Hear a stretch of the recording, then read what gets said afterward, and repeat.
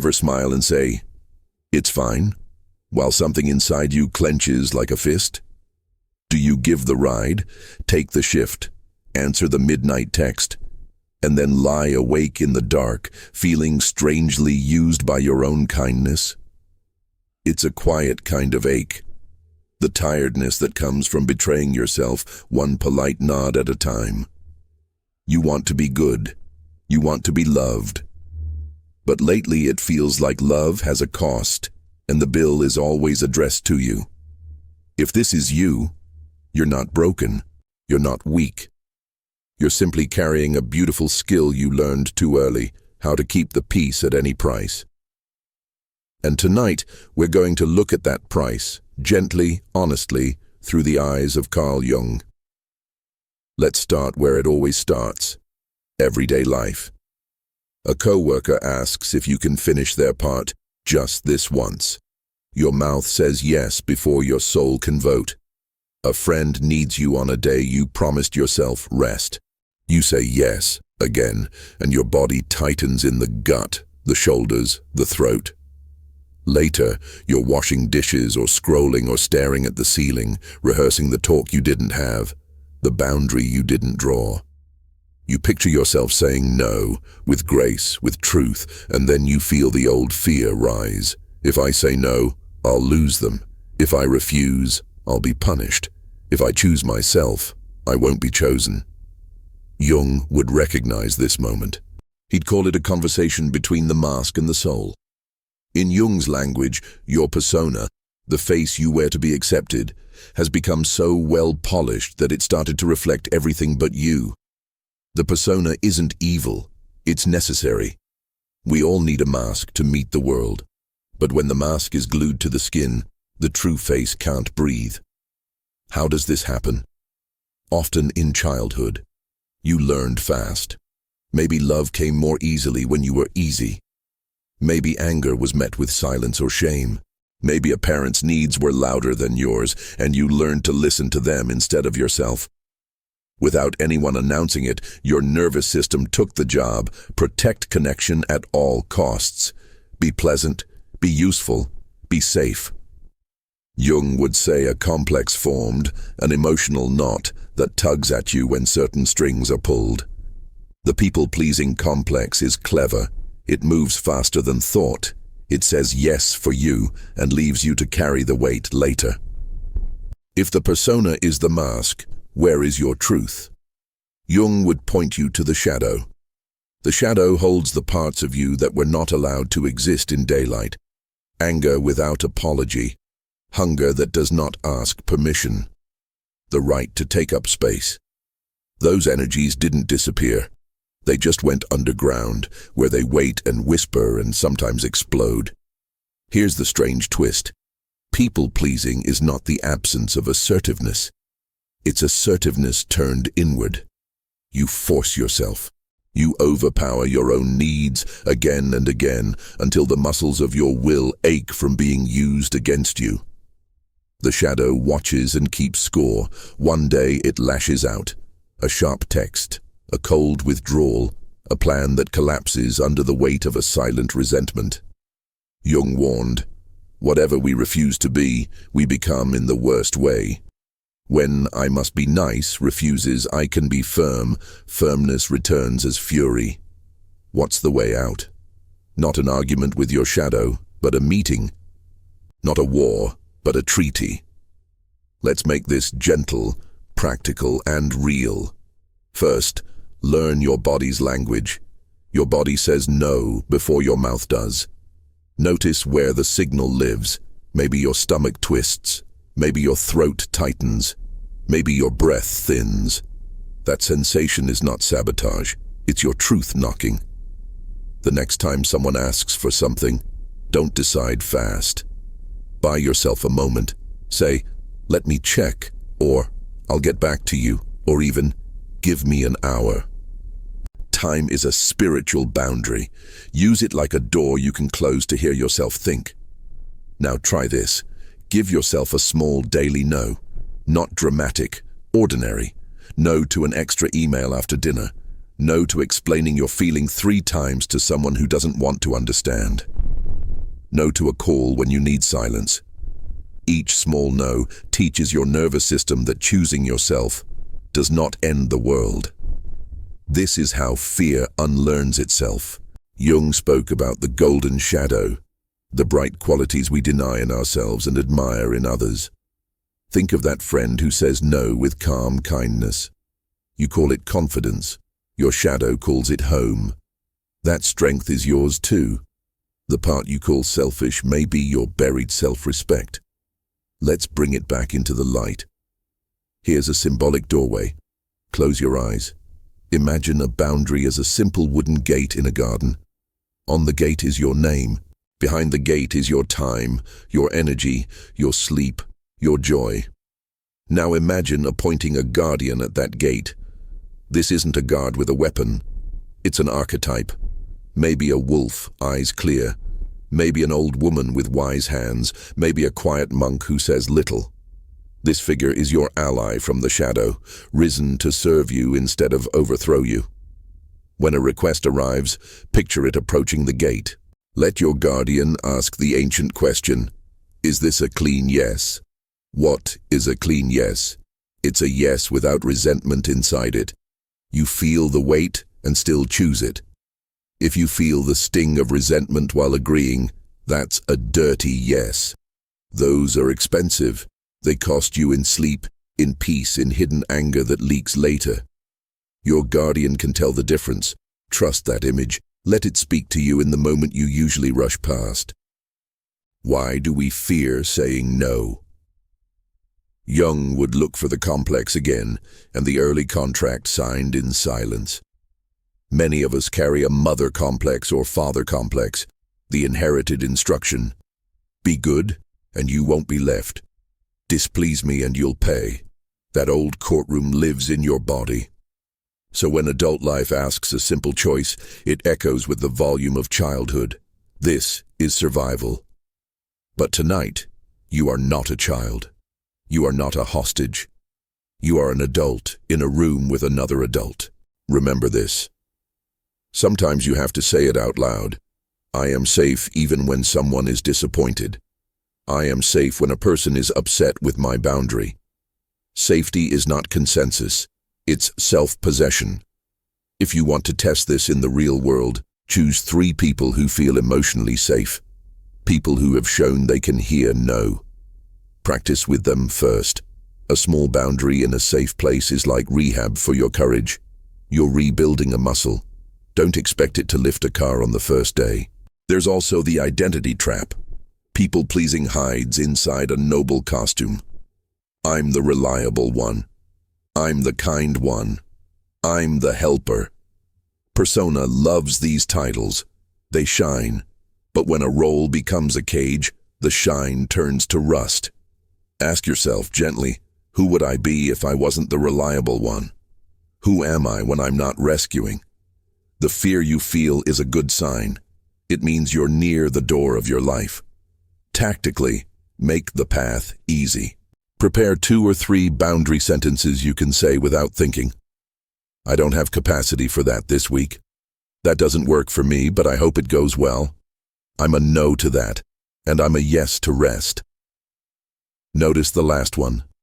Every no is also a yes to something sacred. Name it. Put a blessing on it. Your no is the way you bless your time. One more practice. Rate your desire from 0 to 10 when a request arrives. Below 4, it's a no. 5 or 6, it's a maybe. Buy time. 7 and above. That's a yes you'll likely celebrate. This isn't rigid law. It's a small lantern in a foggy field. Let's walk into the dreams for a moment, because the unconscious speaks there when we refuse to listen while awake. People who can't say no often dream of overcrowded rooms, of traffic jams, of carrying too many bags. They dream of missing trains because helping someone took too long. They dream of houses with doors that won't lock. The message isn't mysterious. The house is you. The bags are obligations. The jam is your calendar. When the dream slows you down, it isn't punishing you. It's trying to pause you long enough to see that you've mistaken busyness for belonging. Jung said that symptoms are also symbols. Your exhaustion is a symbol. Your resentment is a symbol. These are letters your soul writes when your hand refuses to. Read them. Resentment says, a boundary was crossed. Fatigue says, I'm carrying what isn't mine. Anxiety says, a decision was made without me. Here's a paradox that will change your life once it clicks. Guilt is not always a sign you did something wrong. For people pleasers, guilt is often the alarm that sounds when you leave the old prison. The door opens. You step out. The siren wails. You think, I must be bad. No, you're free, and the old system doesn't recognize your freedom. The siren will keep sounding until it learns you won't run back inside. So when guilt rises after a boundary, try this small ritual. Sit or stand with both feet on the ground. Name the guilt out loud. This is the siren of the old rule. Put a hand on your chest and wait 90 seconds. Breathe in a count you can sustain, 4 in, 6 out if you like. During those 90 seconds, do not argue with the guilt. Let it play and pass. When the wave breaks, ask one question. Did I act cruelly? If not, proceed. The guilt is an echo, not a judge. When you inevitably disappoint someone, and you will if you start living, repair without rescue. That means you can say, I won't be able to, and also, I trust you'll find another way, without stepping back into the role of savior. Your trust honors their strength. It hurts in the short term, but it builds both of your souls. Midway through, I want to ask you something real. What is the one yes you wish you could take back this week? And what boundary would have protected you? Tell me in the comments, so others know they're not alone. And if this is helping you breathe easier, tap like and subscribe so this work keeps reaching the people who need it. Let's invite the archetypes in. The warrior is not rage, the warrior is clarity. A clear line drawn once without apology. The king or queen is stewardship. They do not attend every meeting, they send a no in their place. The lover is presence. Saying no to noise protects intimacy.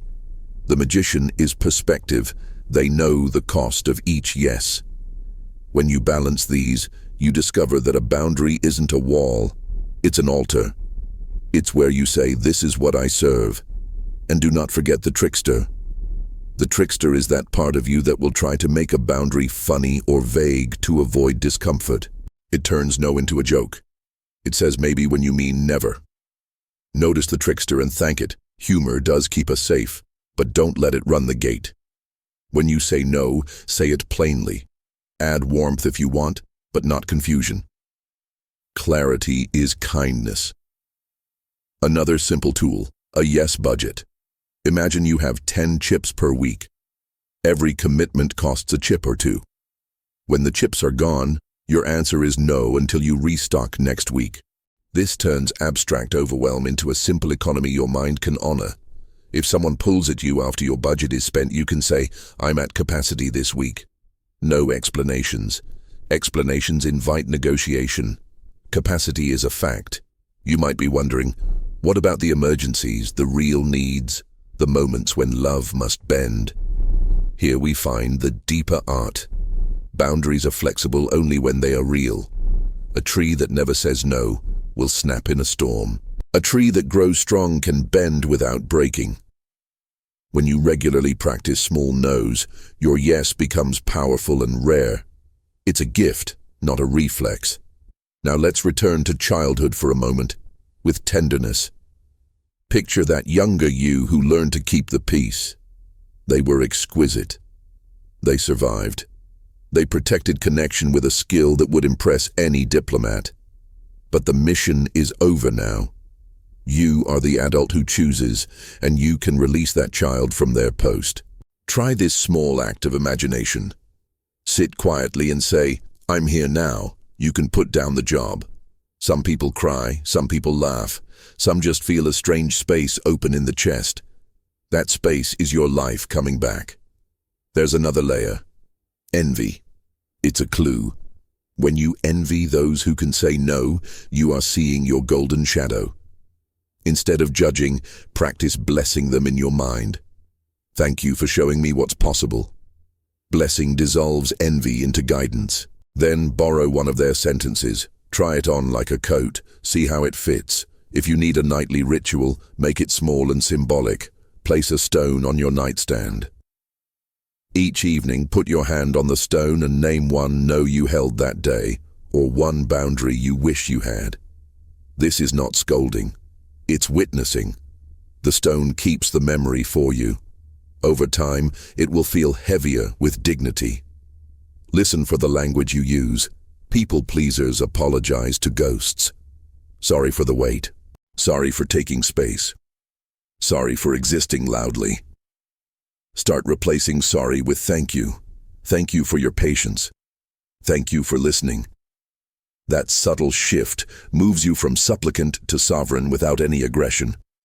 Workplaces often reward the overfunctioner until they burn out, then replace them quietly.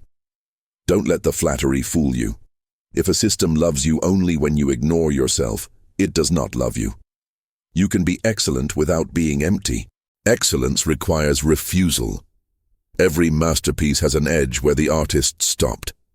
At home, things get trickier because love adds weight. Start by aligning your time with your values, not with the loudest request. If family time is sacred, put a ring around it on your calendar and protect it like you would a medical appointment. If rest restores your humanity, schedule it first. Treat sleep like a temple hour. You will discover, to your surprise, that your relationships deepen when your yes means something again. When fear insists that a boundary will make you alone, remember this. People who love you want to meet you. Not your mask, not your performance. You. Boundaries invite real meeting. They let your no weed out the ones who only love your service, and they make room for the friends and lovers who marvel at your wholeness. If you're worried you'll swing too far, that you'll become hard, cold, selfish, relax. People pleasers rarely turn into tyrants. More often they learn how to be warm and firm at the same time. Think of sunlight through a window. The light is gentle. The frame holds its shape. One last dream image for the road.